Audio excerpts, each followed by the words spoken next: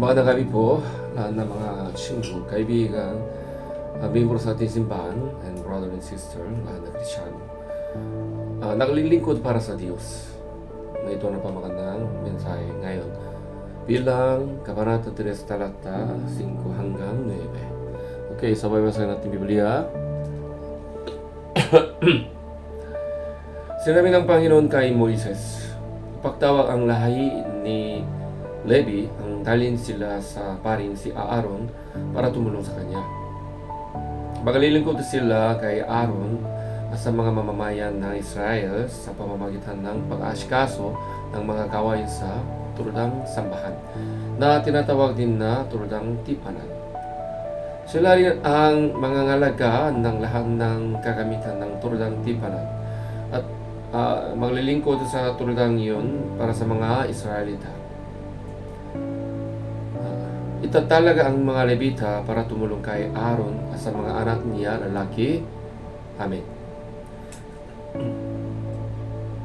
Naglilingkod para sa Diyos.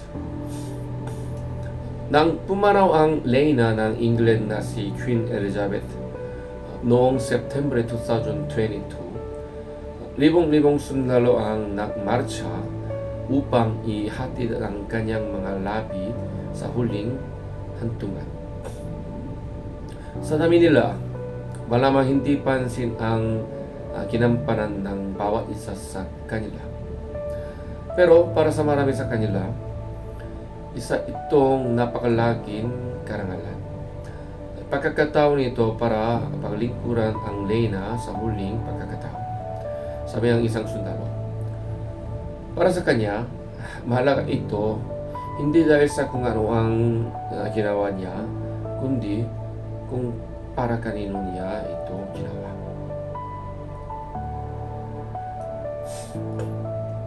Katulad din yan sa tungkulin ng mga Levita ng pangalagaan ang mga kagamitan sa turudang tipanan.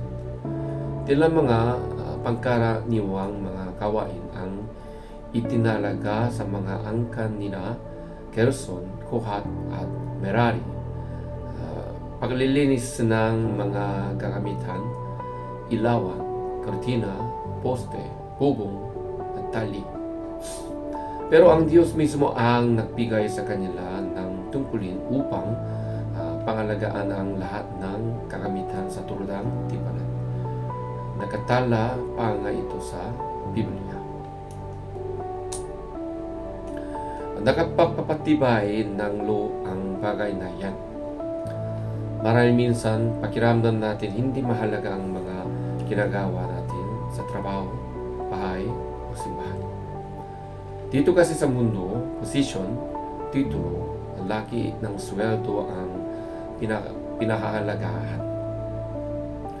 Pero iba ang tingin ng Diyos.